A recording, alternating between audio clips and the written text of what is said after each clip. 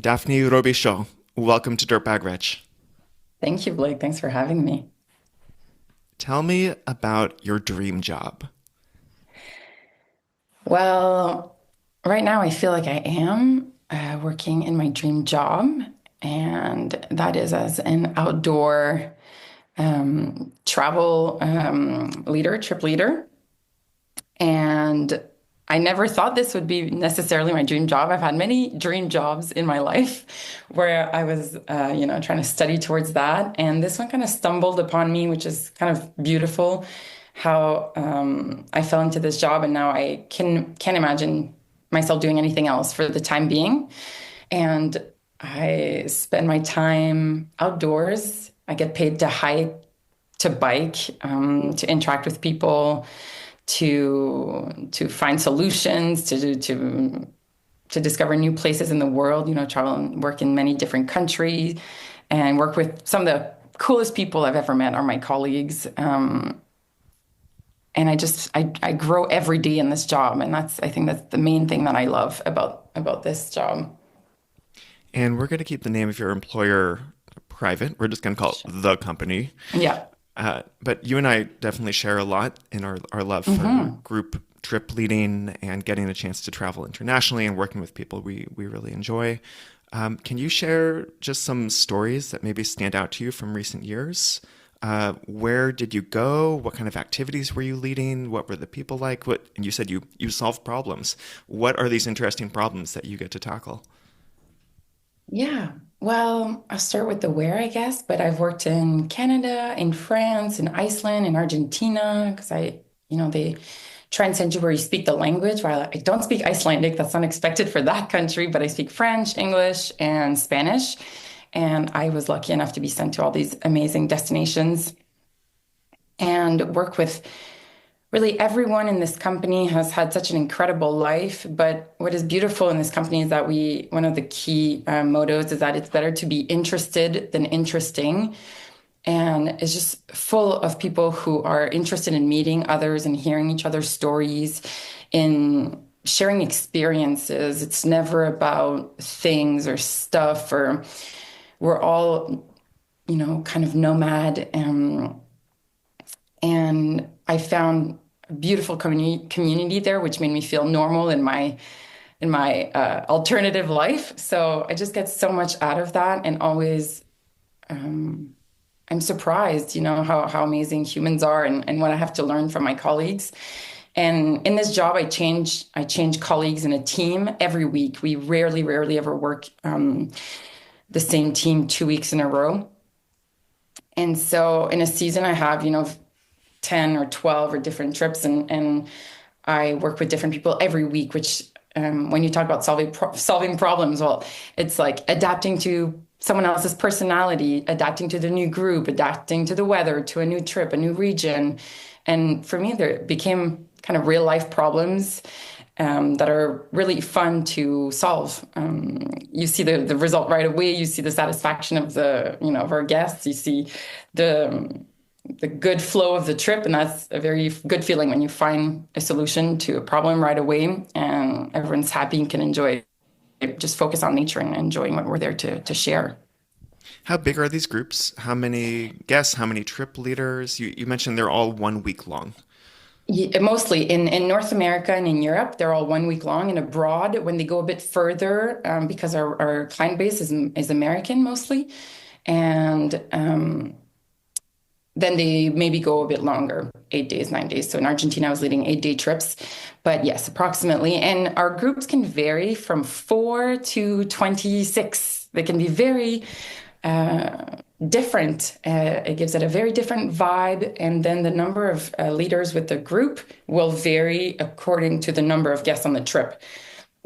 It'll also vary if it's a biking trip or a hiking trip or a multi-adventure trip, depending on how many of us is needed to handle the equipment, et cetera, et cetera. So a lot of parameters, but usually on average is a team of 3 leaders is the most common combination. 2 main leaders and a third person there to support another leader who's just there to support a bit more behind the scenes for that week. So always 3, which is a fun number to have on a small but mighty team. I'm a big fan of the number three also. It's enough to have some extra Triangle. coverage and to have Yeah, some diversity of personalities and approaches. But exactly. yeah, like more than four people on a traveling program, more than four trip leaders, that just sounds like too many cooks in the kitchen. For sure. To make decisions, you need to, yeah, too many people is hard to agree sometimes on the path to Yeah, take or yeah. One trip leader is a dictator. Two trip leaders, you can have a stalemate, but three, there will always be a decision that gets made. yeah. It's true. Uh, and I'm curious, you I seem pretty satisfied with these trips that are 1 week or maybe 8 or 9 days long. When I was working in outdoor education right after finishing college, I was working with groups that would come for 5 days, usually fifth and sixth graders in California. And I found that the churn was a bit too much for me. I would get to know a group, we would build some rapport, and then they'd be gone. And I found myself gravitating more towards the summer camp kind of 2 week session. But I really loved the summer camp kind of advanced programs where they'd come for 4 weeks. I feel like we could really get Mm. to know each other and work well together. So when I started running my own trips, I decided on 6 weeks as this ideal length where you can really get to know a group. You can come to function well together.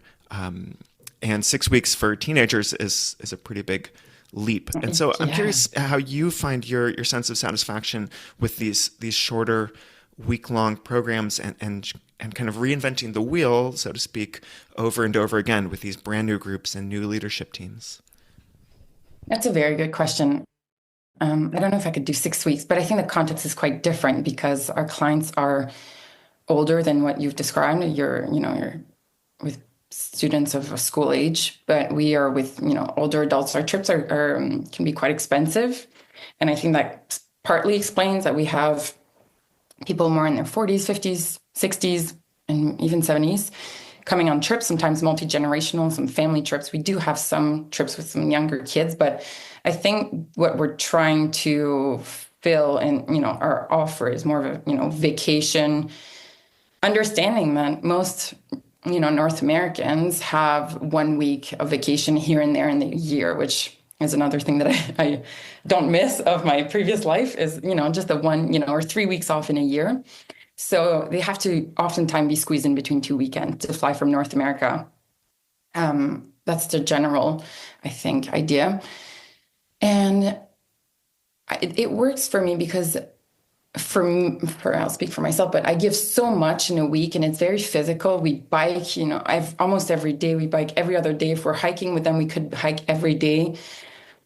They're quite big distances. You have to always be on, positive. Yeah, we work really long days. You dine with the guests. You go to bed really late, get up really early, and so six days in and out like that can get to you.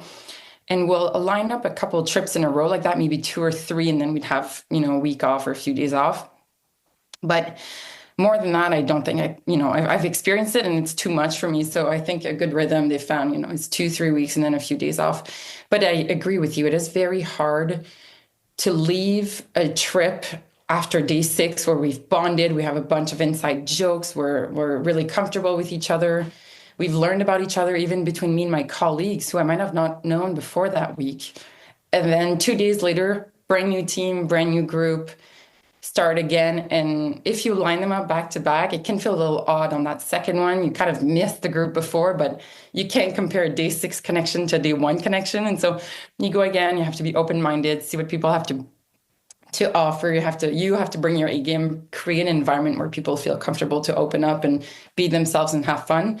And then the magic starts happening. So you have to be mindful of that to bring the same energy in and out, week after week. Yeah, it sounds like you really thrive on the intensity.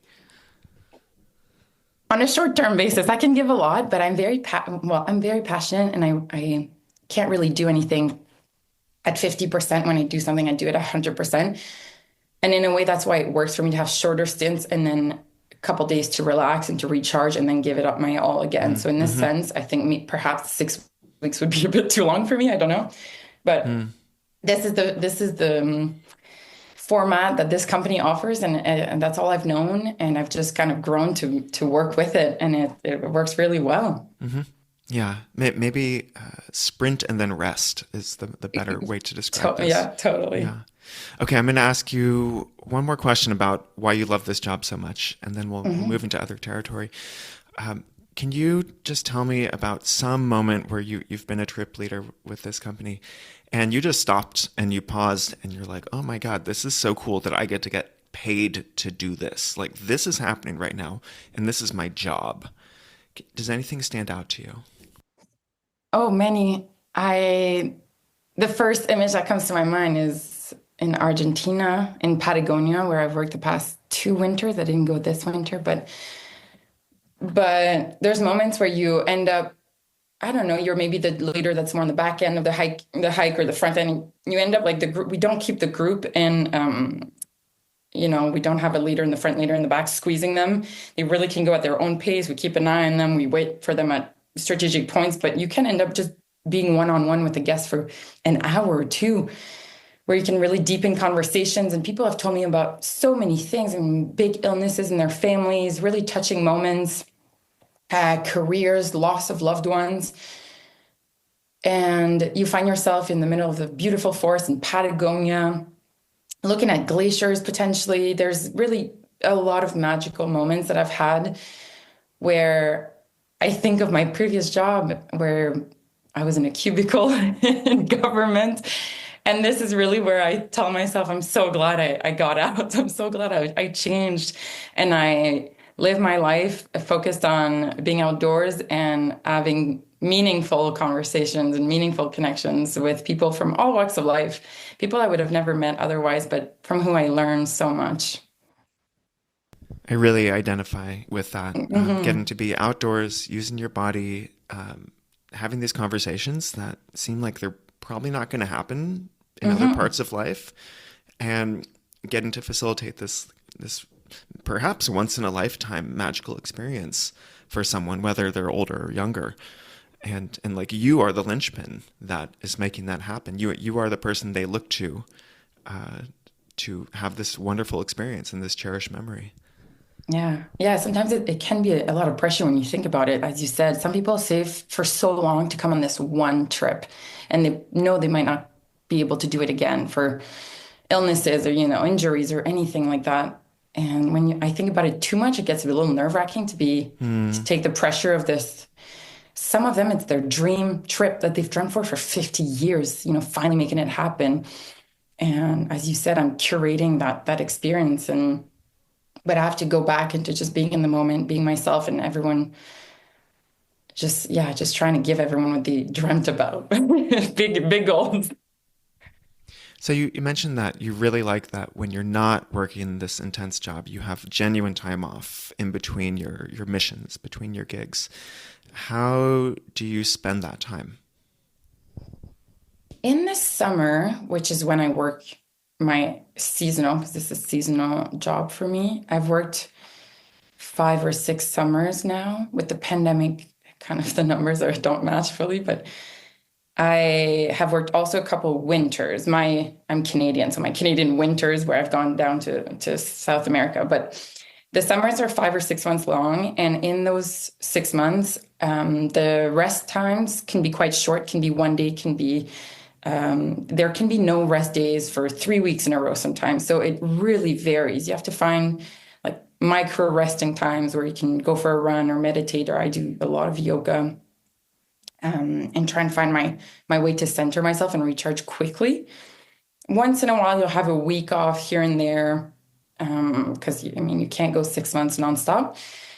And then I have my big rest that I call. I mean, I have long winters where I choose to do whatever I want, and that really recharge. I miss the job again, and that's really how I do the big internal work and do what I love, and that gets me ready for another season. And so there's kind of two different types of resting throughout my year.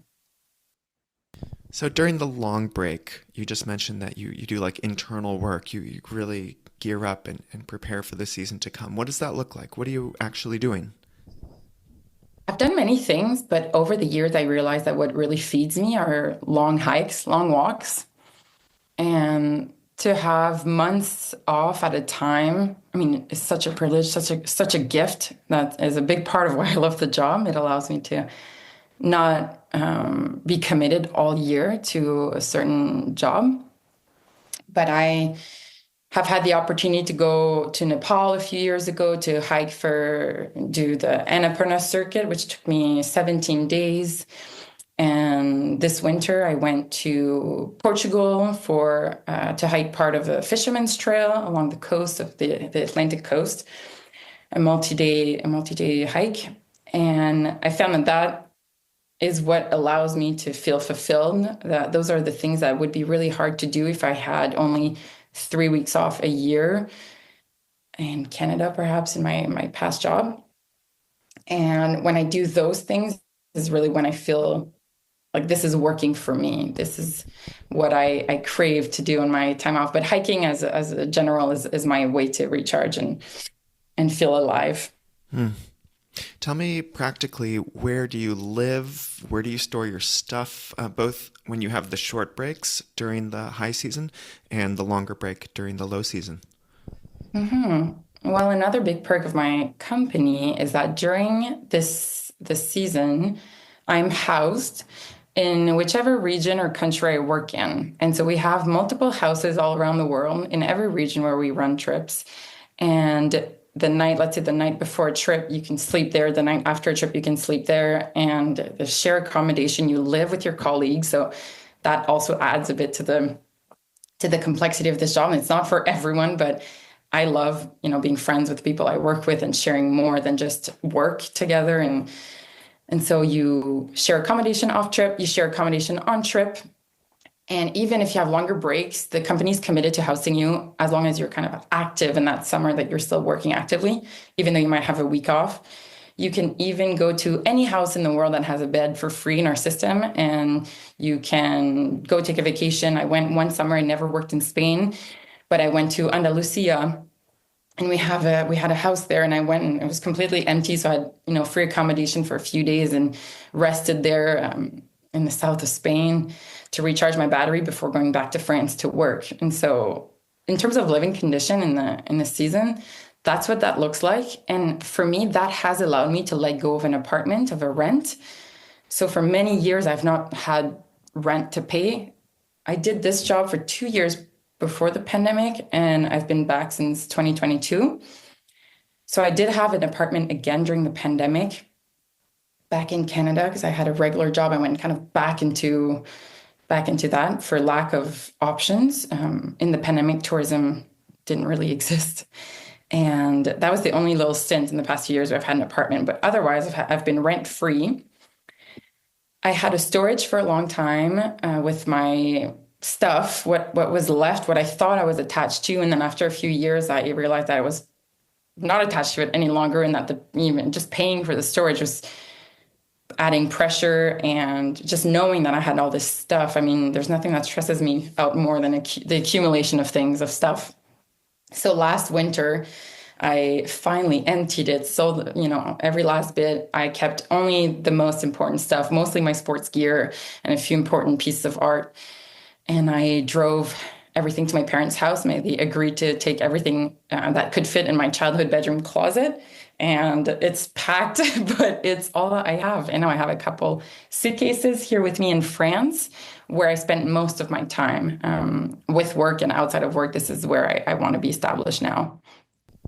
Congratulations on the downsizing. I know how Yeah, nice that feels. I know totally. how kind of annoying it is to be paying that monthly storage unit fee. And you're like, why? Why am I doing this? Why do I need all this stuff? And I'm also downsized into roughly 5 plastic bins that are sitting in a disabled 15-passenger van on my Oh, friend's yeah. property in Colorado. It's so freeing. It's very freeing. Hmm. So we're going to circle back to the question that I have about you putting all your eggs into one basket with this company. But first, I want to talk about money, and I want to ask, how easy is it for you to save money? And how well are you paid? And you can answer that like with numbers. You can answer that relevant to other positions that you've had or what your friends make. And then how easy is it for you to save money? Or do people in this line of work generally not really save money? Do they just sort of coast along and they do this for a while and then they have to leave the field to go find a quote real job? Yeah, that's a big question. But for myself, I live very well with this job, given some of the perks that I explained earlier. Paid housing during the season. They feed us most of the time because we eat with the guests when we're on trip. So really, when you're on trip, you have like no personal expenses at all. We receive a small stipend to use for the use of our cell phones, because we use that a lot, and they want to compensate that, which they recognize, what it means to live this life, and they value us. And I really appreciate that. And in terms of the salary, um, I'm an hourly pay, but it adds up with overtime.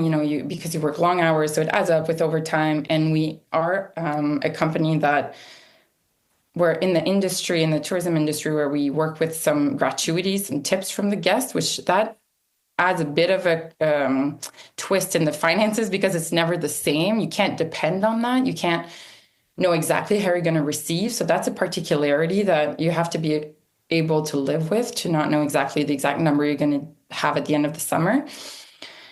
As well as you're not sure exactly how many trips you're going to get in the summer. We get our schedules just about 6 weeks or 2 months ahead. And so in April, you're not sure how much you're going to end up with. In October, how much work, what's in store for you. So there has to be a comfort level with a bit of unknown, or a bit of various income year to year. And then as the years go on, you can take a bit more control of your schedule, I would say, and try to have winter work, as I mentioned before, which doesn't have enough. We don't have enough winter work for, everyone. But if you're more senior, you have more chance of doing that. And so when I really worked on my Spanish, knowing I wanted to work in South America and extend my season, and that increased my quality of life even more, because I was working more, so making more money, and spending less, even house during the winter. So it really depends. I've not had a normal year per se. With the pandemic, like seasons were cut kind of in the middle. But I live close to the salary I now make, with everything added up, close to what I used to make in government.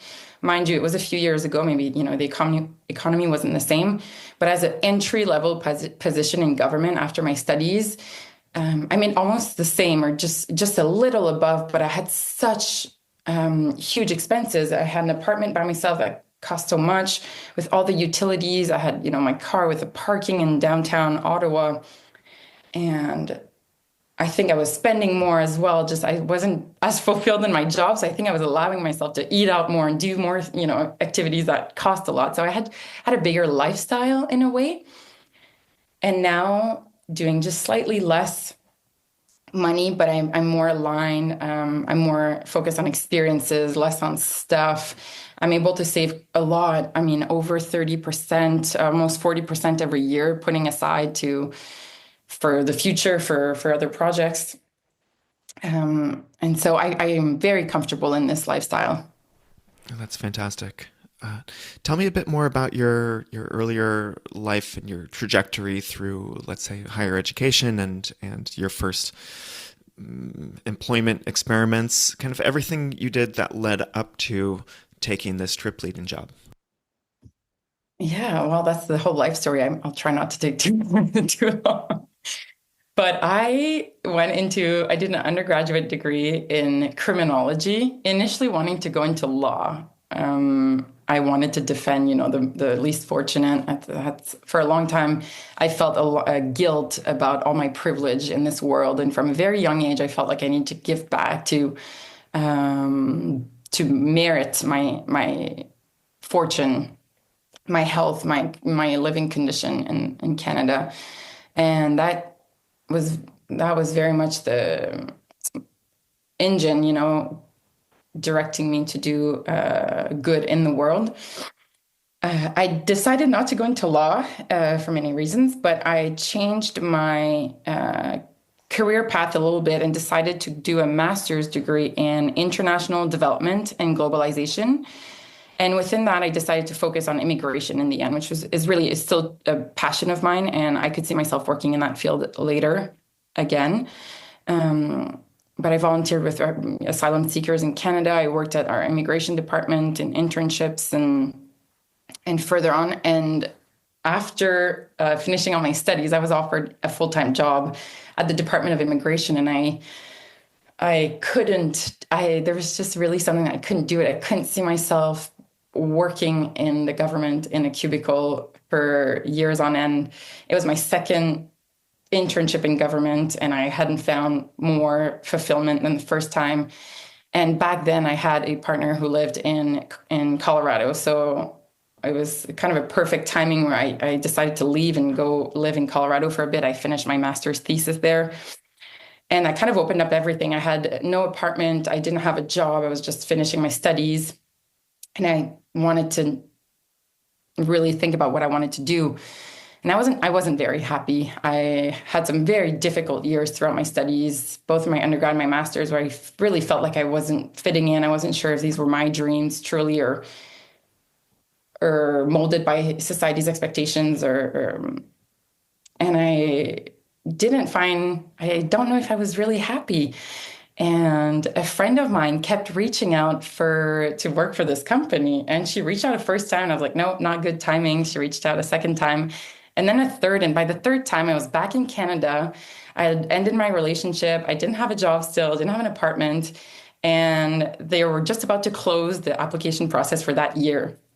And I jumped in just at the last minute and was, so lucky I got it. And that truly changed my life. I found so much in this job, and I can't, sometimes I don't know what else I would have done at that point to get to this level of happiness here. I'm sure I would have found my way, but this was really a blessing. You mentioned the word privilege and good fortune.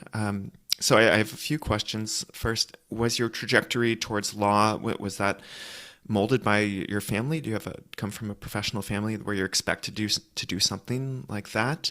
And second of all, do you feel like you wouldn't have ended up where you are right now, able to be a seasonal trip leader, because you came from some sort of great privilege or good fortune? Yeah, so for the first question, I come from a professional family. Both my parents had great, good careers, busy careers, not lawyers, but I had a good family friend who was a lawyer. I did all my, bring a student to work day to discover that career. And I felt really called to that for many, many, many years in my early year, my high school and before that even. I felt there was a certain pressure. I think my parents made it clear that they wanted me to get an undergraduate degree. My siblings as well. We were very strongly encouraged, but they were supporting us through it. They were paying for it, so it made that easy. But I remember really not wanting to even go to school and wanting to prove that I could figure it out without a formal education. I really struggled with that, finding my way, and seeing if I really agreed with the system. But I went with it, and I did that undergraduate degree, and I am very glad now that I did that. I had so much to learn just as a human, just as to live independently, to make my own decisions, to discover things that, jobs and careers and people I never would have met. So I'm very thankful for that. And then the master's degree was very much my own decision, where I don't think I knew what I wanted to do with this undergraduate degree. I didn't know what I wanted to do for work. I left to backpack for 5 months in South America between the two and didn't really find more answers. I think I was kind of set on continuing to study as potentially a default and trying to change and find a path that matched my values more.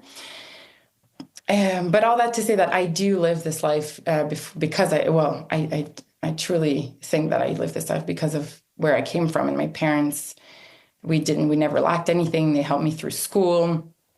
And so I left university without any, debts, school debts, which is not as expensive as in the United States, but it's still very expensive in Canada to go through school like that. And so I think there was never a question of having to repay debts. And if I don't have a stable income, that was always okay. It was never I only had to take care of myself and really could live day to day. I didn't have anything hanging over my head financially. So for sure, that was a big help in making that decision.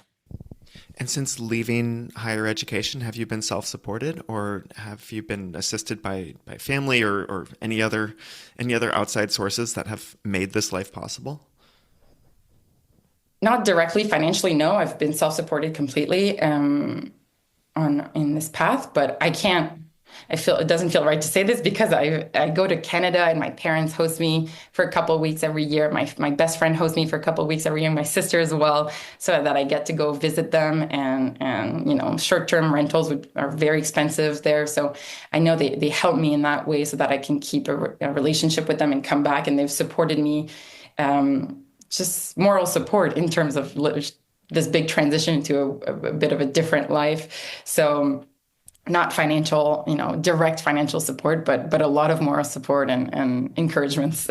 Hmm. I want to hear a little bit more about your 5 month solo trip in South America. What was it like? And you said you still didn't figure out what you wanted after that, but was that a big part of you deciding you wanted to become an international trip leader? I think the word international was always central. And I didn't know what I was going to do internationally, but I had such a fascination for the world. And that came from early on. I think my mom, they allowed us to travel a little bit when we were young, and my mom would bring in a lot of culture and international knowledge from inside our house. We had a very diverse, listen to a lot of music or show. She'd show us art. And so I was always very fascinated. And so that trip in South America, I did when I was 21, or I just turned 22, I think. And it was 10 years ago, right now in January. Yeah. And I left for 5 months by myself. I just had that strong feeling. I studied Spanish in university, my undergrad. I felt strongly that I need to do something on my own fully to maybe, I don't know, prove something to myself that I could do it, I could figure it out. And just to get out of the context of school, of the internships, I felt a bit claustrophobic in that life. And I just knew there had to be something else, something more. And so I did travel through 5 countries in the South America, and practiced my Spanish, learned a lot, met amazing people. Some friends visited. It was very freeing. I'd never been so happy at that point. So it was quite a revelation. Again, you and I are quite similar in this, Daphne, because I had my 3 month South America escape when I was 24, and it was a revelation. It just changed everything in my life for the better when I was very confused. So anyone out there listening, if you're thinking, should I run away to South America? The answer is yes. It will Yes. solve all your problems. Uh, all right. I want to come to my biggest red flag when I hear you tell your story, which is the idea that you're entirely wedded to this one company. And from everything you've said, it sounds like a wonderful company to work for, and they provide all these benefits. And so this is much more about me than you, Daphne. When I hear people talking about working for these great tech companies or working for other companies where they provide incredible vacation and incredible perks and benefits, there's always a little voice in the back of me that says, yes, this is how they get you. This is how they tie you down. And then someday they're going to ask you to do something that you don't want to do, and you won't be able to say no. It's the golden handcuffs. And I also find myself concerned when I put myself in your shoes about feeling like a lack of autonomy, feeling like, is this really a choice? And I think when we spoke previously, I said it sounds like you're working for the company town, like the mining company, where you also shop at the grocery store owned by the mining company, and the mining company sells you the pickaxe, and you go on the vacation sponsored by the company.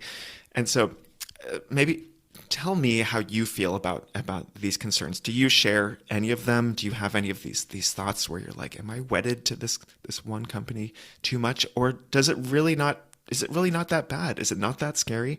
And you don't feel like you're stuck. That's a very interesting take on this because I felt stuck in many, many jobs, but not this one. And maybe it fits because it's a seasonal job, and I wouldn't even want to commit to a year-long job anyways at this point. And so somehow it works for both parties. But I have always appreciated how it's treated. I appreciate the growth and the growth perspective in the company. And so I think there is a future in this company if the values keep aligning. But the company's growing, it's changing. I'm not saying that I'm going to blindly stick with it forever. I've been with it quite a few years now. But I think I have a specific example of why it doesn't make me nervous as much, because with all this education that I gain and these connections in another, in another environment, which is the government in Canada, the federal government in Canada. But when the pandemic hit, I had been with this company for 2 years already, and everything crashed. There was no more employment. And luckily, it just happened that that winter I was in Canada and I had gotten a short-term contract for the winter with the government just because I wanted to stay there to see friends, to be with my family. I was going to become an aunt that winter and I wanted to be present. And I wanted something to do. I wanted, even though I could have probably afforded not to work, the city life is quite expensive. So I decided to take a contract with government. And that's when the pandemic hit. And I was very lucky that they were able to extend me. And I ended up working back in government for about 2.5 years there. And for me, that's a very clear example that I have skills. I have worked really hard to get 2 degrees, and I have, trilingual. I have things to offer, and I have confidence in myself that I will find something else if this doesn't work out. And I know it's never good to just, put the blinders on and think this is my one and only opportunity or one only career. But I feel like I've already worked in so many different settings, so many different kind of job. I just know that I don't think I'm going to be leading trips for another 30 years. Physically, I don't know if I'll be, in shape to do that. So I think I know that I'm just trying to enjoy it for the moment for what it is now, and that it might become something else, potentially with another company. And I trust that I'll figure it out when that day comes. And I'm also always looking at what else I can do. And so I'm about to embark in a month. I'll be doing my yoga teacher training to further that passion, but that could also become an income potentially one day. I have some writing projects I'm working on. I have other passions that fuel my fire. And this work right now that allows me to have all these months off is a way to fuel my other passions as well. So for now, it's a very beautiful synergy that goes between all my interests. All right, that really helps me feel better. I'm okay. Yeah, because you make it clear. I mean, you have that specific example of falling back to your government work during the pandemic and realizing you can get hired again. But also in these long chunks of free time that you have in the low season, you're spending your time learning new skills, things that you feel confident you could develop into another form of paid work if necessary. Essentially, your freedom comes from having options, having genuine options, ones that are either potential or proven. And that's why you're not putting all your eggs in one basket. Yeah, I would agree with that. Options is freedom, and education is a freedom. Getting that education, and in that sense, I'm really grateful for the nudge of my parents to get that education, because it is in my back pocket. No one can take that away from me, and can open a lot of doors. Yeah. And as an advocate of alternative education, I feel necessary to step in and say you seem educated in two different ways, Daphné. You have the credentialed formal education that will open certain doors, but you also have this self-directed learner ethos that is propelling you to become a yoga teacher, even though you don't need to do that to make money right now, or to explore writing. And that having both of those together seems like the ultimate safety net. Yeah. Thanks, Blake. We can just make each other feel good about ourselves. Exactly. This is you scratch my back, I'll scratch yours. Tell me about your life right now, since we're recording this in the middle of the winter. Where are you? What are you doing? And tell me a bit about your personal life. I'm sure that there are people who wonder, like, okay, you have a pretty cool action-packed life for these 5 or 6 months, but then in the other half of the year, like, do you have a meaningful existence, or are you just waiting around doing yoga, twiddling your thumbs, waiting for the next contract to appear? Yes. So the winters have been all different. I mentioned that they have been dictated a bit by whether I work or not work, and I can fill my time quite fully. In one winter, I felt like I didn't really have a break at all from work, and so I didn't need to really figure out what to do with my free time. But this winter, I decided not to work, to stay longer in France and where I am currently. And I'm resting. I'm living a beautiful, calm life. I'm staying with my partner here in France. And while this job has been an impediment, I think, to some, personal life, some relationships, friendships, as well as romantic, I found my balance over the years to make that work. And I'm very fortunate. I met my partner over a year ago, and he understands my lifestyle. I have a place to come rest my head and feel very good about projecting myself into a life in France. I feel connected to this culture. It's exotic enough, but I share my first language is French, so I feel like I can integrate very well. And so that's what is currently going on. But I also have moments where I feel really antsy. The contrast between the summer and the winter are difficult sometimes, and the transitions between the two. So November is typically, my deep rest month. But even through that, I can get a little antsy and decided to leave very last minute. And I just went to hike for a week in Portugal, as I mentioned. So that again is a proof of my freedom, and that is provided by this lifestyle. But I'm able to make it work now. Every year I go back to Canada.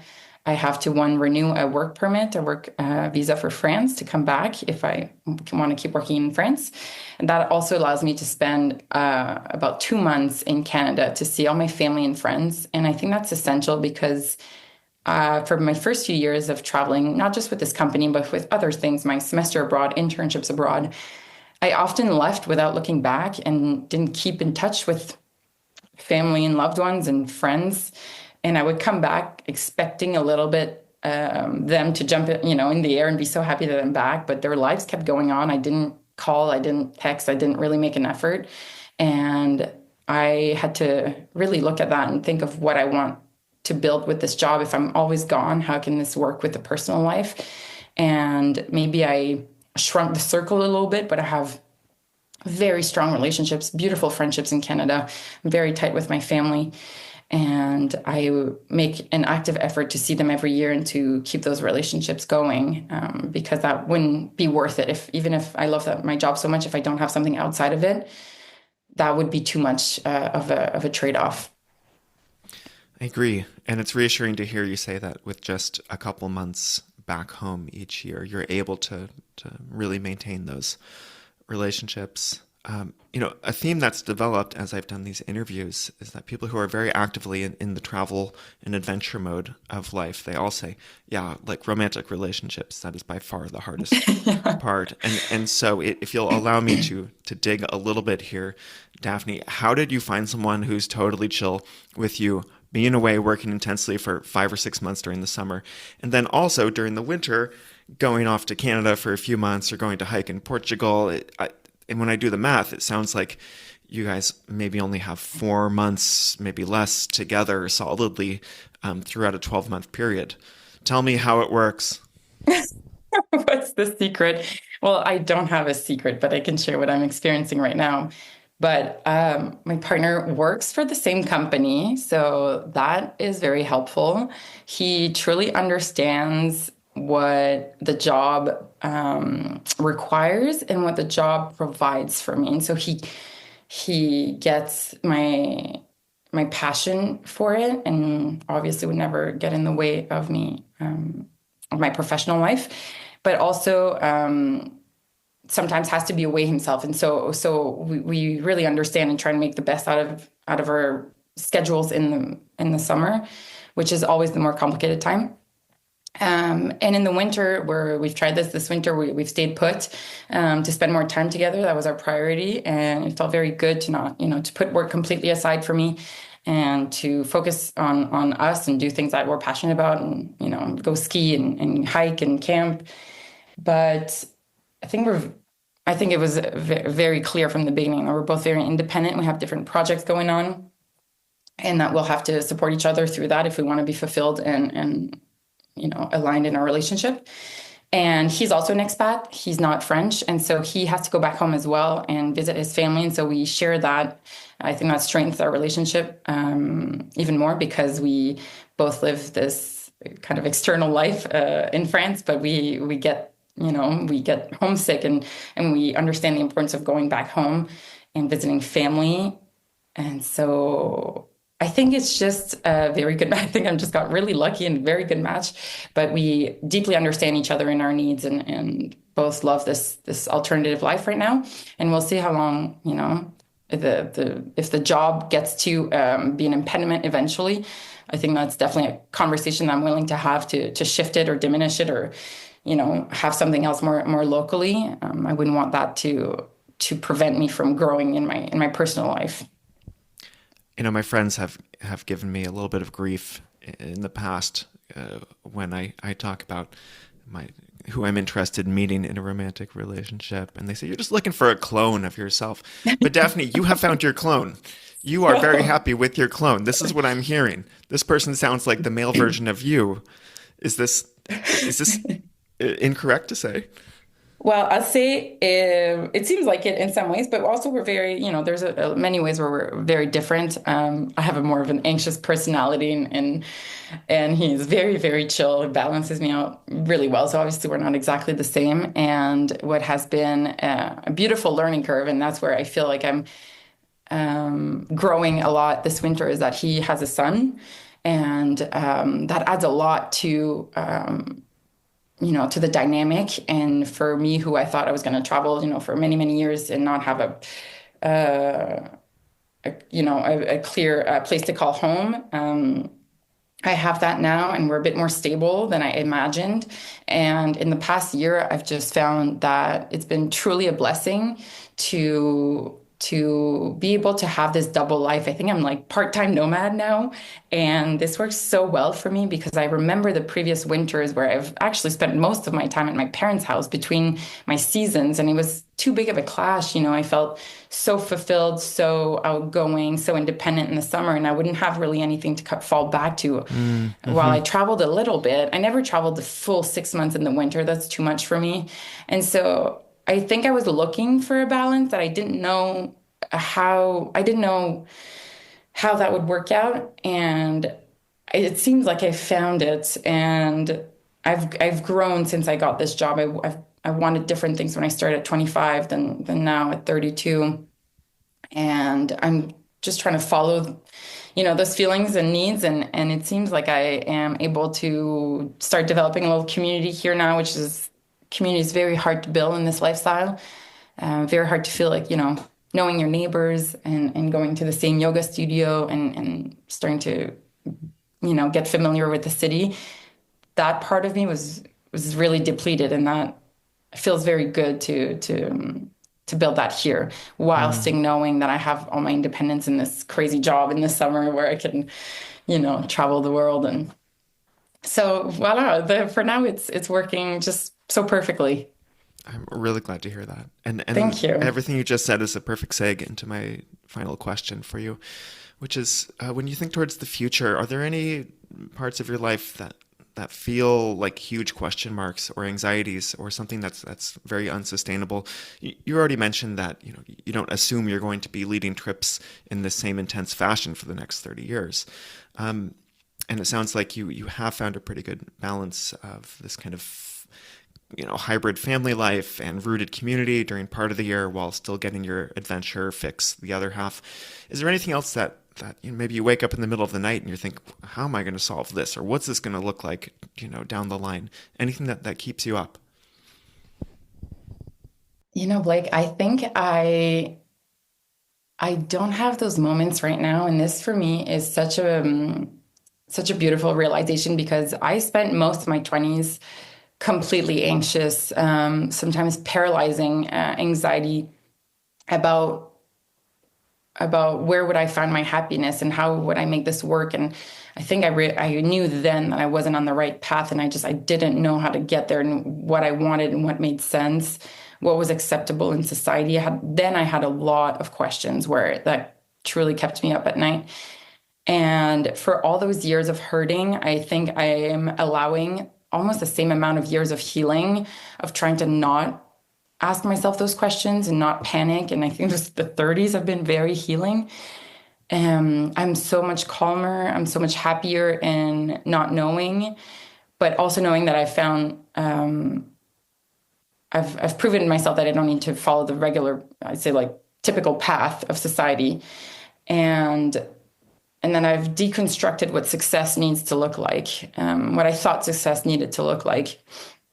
And I have a small anecdote, but I had a guest once who I think liked my presence, but maybe didn't value my job as much. But I was driving him somewhere, and he asked me if about my life, and he was interested. And he asked me if my parents were ever worried about me. And I thought he meant my safety, my physical safety. But we were in France, and so I started telling him, not at all. My parents, I've traveled by myself in South America. They're used to this. I speak French. This is so, not at all. And I saw in his eyes that I wasn't answering the question. And then I said, oh, you mean for my future, for my career? He was wondering if my parents were worried for my future. And it was such a such a wake up moment that I realized that, I think my role might not seem like a success for many people, but I was so proud that I got out of the path that I was taking, where I could have easily stayed and not fight and not, and just kind of went with the flow. But I think I would have been miserable. And I'm so glad I went out of it and chose this path less traveled by. And luckily, to answer the question of this gentleman, is that my parents are so supportive of this. And at some point, I can't remember if it was kind of the first time I joined the company or the second time after the pandemic, but I remember talking with my mom, and I think I've called her many times with, anxiety, and just needed her to calm me down. And at some point, she's like, are you going to quit that government job or what? And it was a slap in the face. And I don't know if I would have had the courage to do it again or to keep leaving, but it felt like she was almost giving me permission in a way. And it really helped me. And not too long after, I left and came back to work my dream job. And I'm just really proud of that path to find, and to let myself just live it in the moment now and not question the future too much. I think as I said, I feel equipped to face whatever's going to come and to figure it out as it comes. But for now, what I need is just a few years of not questioning things. Yeah. Yeah. I don't want to contribute to any unnecessary second guessing here. It sounds like you're really doing well. And that's a wonderful little story about your mom nudging you to quit the government position. Yeah. Daphné, do you have any sort of online presence in case anyone wants to see what you're up to? Or are you a private person? I'm quite private, but I do have a bit of a travel Instagram, which I've used for different projects in the past. So I'm happy to share that especially if anyone feels like this is a lifestyle that they could potentially see themselves living or a job that they see themselves doing. I think I got this through word of mouth and someone really kind of nudging me hard to apply, and it changed my life. And so for me, it's always a mission to give that back and help anyone else maybe jump into this great adventure. So I'm happy to share my Instagram. That's at the Wandering Daph, which I can also write down after. We'll put it in the show notes. Beautiful. And I'm truly happy to have strangers reach out and see if this might be a good fit. We're always hiring every year. The company is growing, which is a great time to join a company. And it truly is quite the adventure, quite a journey. Daphné, thanks so much for coming on Dirtbag Rich. Thank you, Blake.